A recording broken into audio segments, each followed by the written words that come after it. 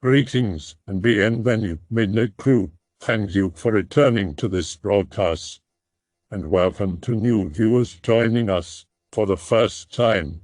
If you like a video, then feel free to subscribe.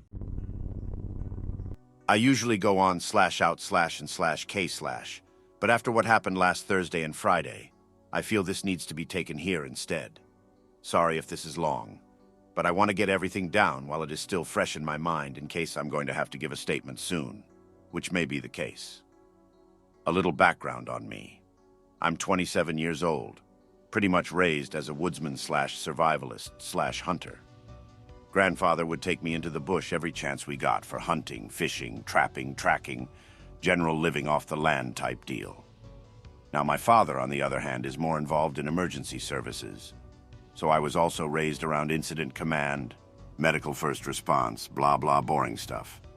Due to my upbringing, I naturally ended up becoming a dedicated volunteer with the local ground search and rescue unit when I turned 18. After only a year, I was made team captain instructor. Between this and my former job, I have seen murder, self-termination, and accident victims in all states of pieces, rot and decay over the years. You get pretty tough skin having to deal with that crap. I thought that I could handle anything. I was wrong. Names have been changed, and the area will not be mentioned due to confidential info. I'll just say we are northeast in North America.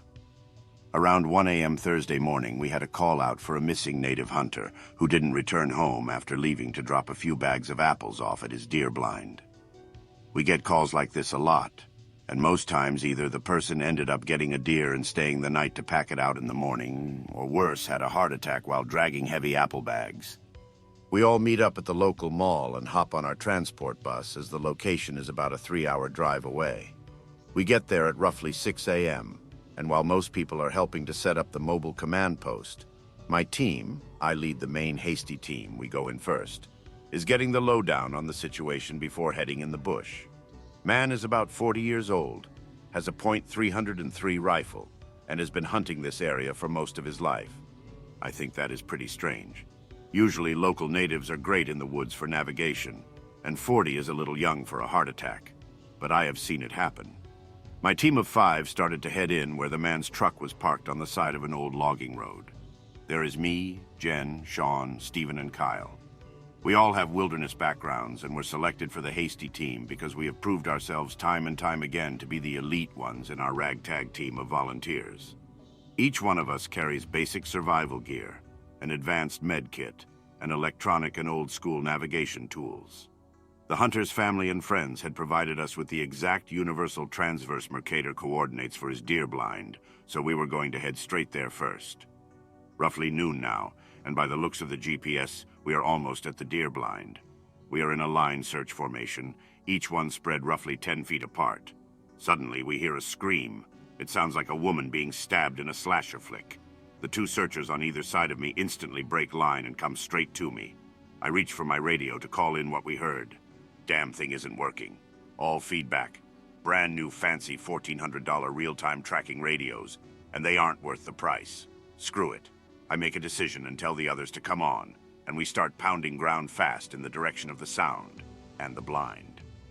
In about 10 minutes, I saw the camouflage netting strung up around the trees and found the blind.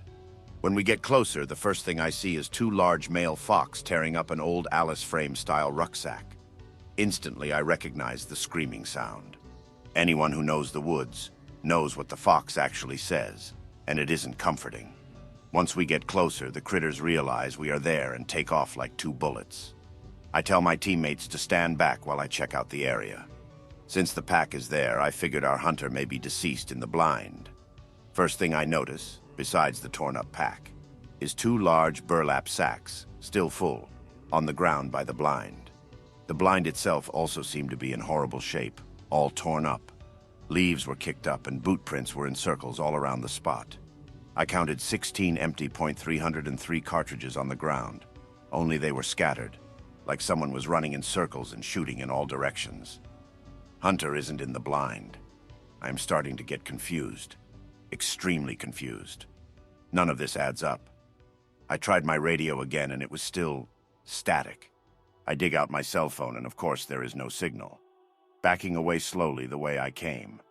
We are trained to preserve a scene like this in case it turns into a crime investigation. Police ident, automated biometrics identification system, don't like when we mess things up too much. And when I get back to my teammates, I explain the situation and ask if any of them has a cell signal, as we need to inform command and police of the situation. Nothing works. I immediately take out my trusty notepad, jot everything I observed down, then take out the GPS and take a bearing with my compass, as does the other four. We are getting out of Dodge now. Something is wrong. I didn't tell them that, but after I gave them the info, I could tell we were all thinking it. It is now about 2 o'clock, and we are going pretty fast. Jen asks to stop for a minute to check our bearing, and I agree. I check, and sure enough, I am on course. Everyone else tells me I am wrong. We start to compare, and it turns out everyone's GPS is giving different info. Perfect. Just what we need. I break out the map and take a peek. Triangulation is impossible because of the thick, tall, boreal-type forest we are in. I tried to get a basic idea from the contour lines on the map, as we were going slightly uphill. According to the map, we should be going downhill back towards the road. Getting turned around like this isn't something I, or the rest of the team, have been known to do. I chalk it up to the stress our minds are under. I tell everyone to stop. We need to rest for a while, eat, rehydrate, and try to gather ourselves up. Once we are fed, military rations do nothing for morale, and have had plenty of water, we decide to make a game plan. Everyone is looking at their map and compass. A few moments go by and we all compare notes on what the game plan is. GPS units still aren't getting a proper satellite feed, and the radio is still nothing but static. Again, everyone has different ideas. What the hell? Everyone rechecks their work, and Kyle says we need to go north, and points.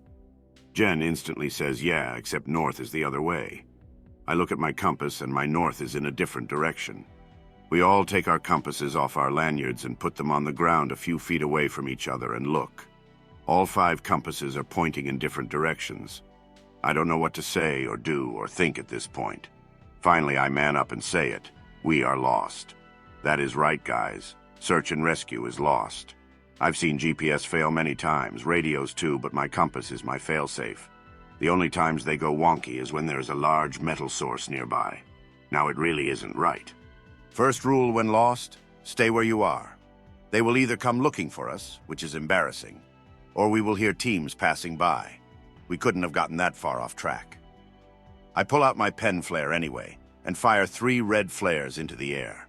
Then each one of us has a go at blasting our Fox 40 whistles. Fast forward a few hours, 10 more flares, and so many whistle blasts our ears hurt. Sun is going down and it is cloudy. Temp has already gone down to 5 Celsius, and it was calling for rain tonight. Search mode is off, and survival mode is on. I tell the team it is time to build shelters and get prepared for a long, cold night. By the time we have 2 decent lean-tos made up, and a fire in between them, it is dark. We all have our canteen cups propped to the side of the hot coals to make some hot drinks. We talk and chat and try to joke around for a few hours when we decide it is time to try to sleep. It had already started raining and was getting damp and chilly. Myself and Jen are under one lean-to, and Steven, Sean, and Kyle are under the one opposite from us. We decide to have a fire watch to keep it burning and listen for any of the other teams that may be close. Our organization searches in the dark weather, unlike most. After an hour, the person awake was supposed to wake the next, so on until morning. I took the first watch. First is always better. You get to sleep longer. Kyle moved over to our lean to shed, and he and Jen laid head to toe. I was barely covered by what was left of the shelter. Getting wetter and colder by the minute, I decided to get off my ass and move around a little. The rain was slowing down, and besides, we needed more firewood. I'm about 15 or 20 feet away from the lean-tos, breaking dead lower branches off black spruce. I hear this crash and a whole lot of screaming and cursing. After running back, all I can see is 2 torn-down shelters and my 4 searchers crawling out from under them. "What the hell?" I asked, knowing full well our shelters are almost bomb-proof.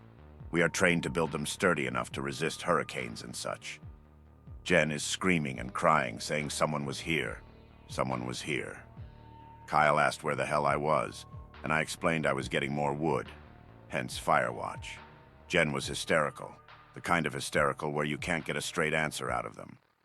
After calming her down, we got the full story. She had woken up suddenly with a sick feeling in her stomach and heard footsteps. She thought it was me walking around. When she heard a loud crack, she rolled over and looked. In the firelight, she said she was the shape of an extremely large person pushing down on the main crosspoles of the lean-tos, and in an instant the whole shelter was on top of her. Instantly, I go into rage mode. I tell them to gather their gear. It was probably just some inbred out here screwing with us. After we get packed, I search the area. No footprints, no broken ferns, nothing. Whoever it was is one stealthy guy. Steven keeps saying we need to stay put. Our navigation and radio is still on the static side. I don't care. I assign everyone a number and tell them whenever I holler out one, they are to holler out their number in succession. We are going to spread out into a line and walk. My reasoning being if we are single file, we can miss an old ATV trail or something. We all flip on our headlamps, mag lights in hand, and start walking. After 100 paces, I holler 1. 2 comes from my left, Jen. 3 comes from further left, Kyle. 4, still left, Sean. 5 left, Steven. Then 4 from my right. This didn't sound human. It was like a sick moose was trying to talk with its throat cut. A gurgling, disgusting sound, deep yet with a high-pitched ring to it. I don't even remember thinking.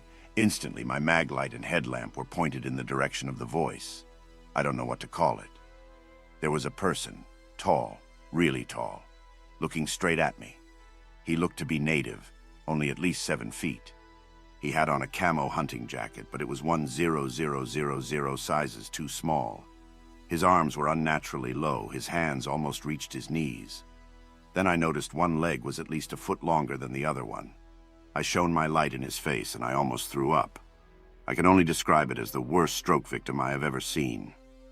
One side of his face looked fine, the other was almost melty. His right eye was at least 3 inches lower than the other one. The bottom lip hung below his chin.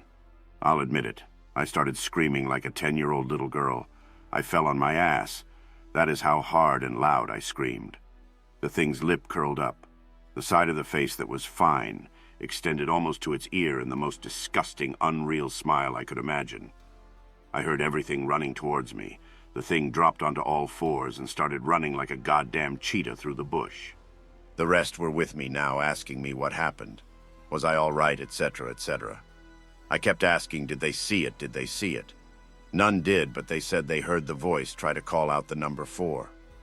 Jen was chalk white again. Tears were running down her cheeks as she just stared at me. I got up and hugged her hard, and she whispered in my ear, I just want to go home. I loaded my pen flare with a bear banger, loud, explosive projectile for scaring large animals, and tried the radio again. Still nothing. I said, let's go. No more side by side. We stay within arm's reach of one another. We power-hiked full speed for what seemed like miles. The whole way, branches were cracking all around us. We heard something running in all directions. What is worse is every now and then we would hear "foo" in that same disgusting voice over and over again. Each time we heard it, it sounded more human. Each time it sounded more and more like Sean. I can't speak for the others, but I was on the verge of throwing up from being so scared. I have never felt fear like that. Didn't know it was possible to feel fear like that. The sun started coming up. The running sounds and breaking branches slowed down. We haven't heard the thing speak for almost an hour now. Sean stopped suddenly and said, "Did you hear that?" We all stopped and listened. It was a whistle. I blew back 3 times. Then the other whistle sounded off again. Oh, thank God.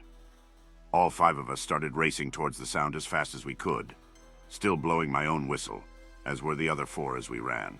We finally came upon a team of searchers. The leader, Dave, started asking us questions. Were we all right? What happened? We lost contact with you. The command post couldn't pick up on our tracking radio to see where we were. Dave's and my own radio suddenly came alive, scared the shit out of me. Team 4, we just picked up Team 1's signal. They are right on top of you. Are they with you? Dave responded that we were all right and we were heading out. On the way, I checked my GPS, as did the rest of my team. GPS working, compass working, radio working. Dave also informed me that they had found the hunter. Where at? I asked. He was at his deer blind, unconscious, but Team 3 managed to wake him and he walked out with them. What? No, we were there. He wasn't there. I explained the ripped pack, the empty cartridges all over the ground, and the half-torn-down blind. My team agreed with me. They didn't see the blind, but after that happened, I think they were just trying to fight off insanity.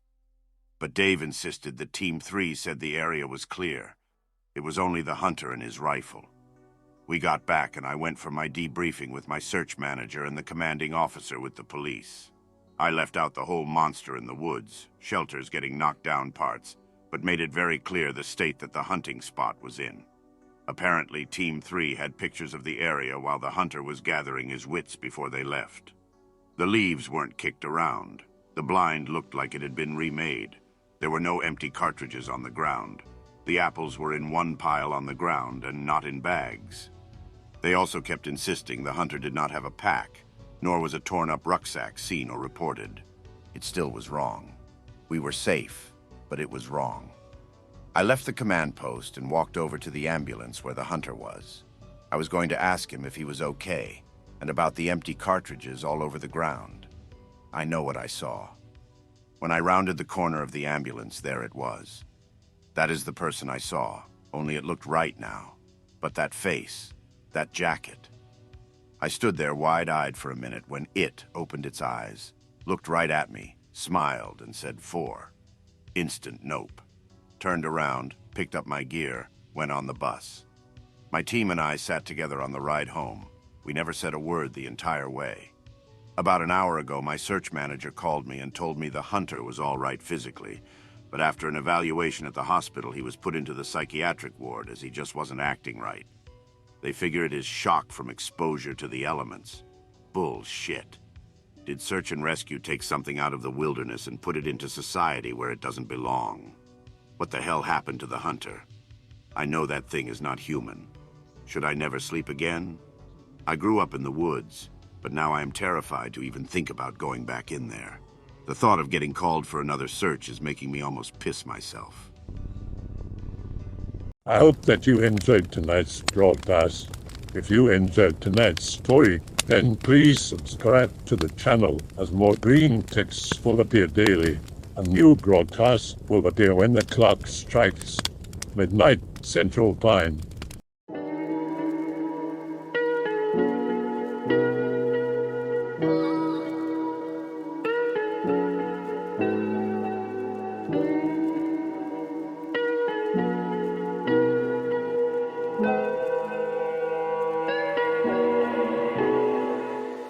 Remember to check out the Odyssey page in the description for a second archive of the channel's videos.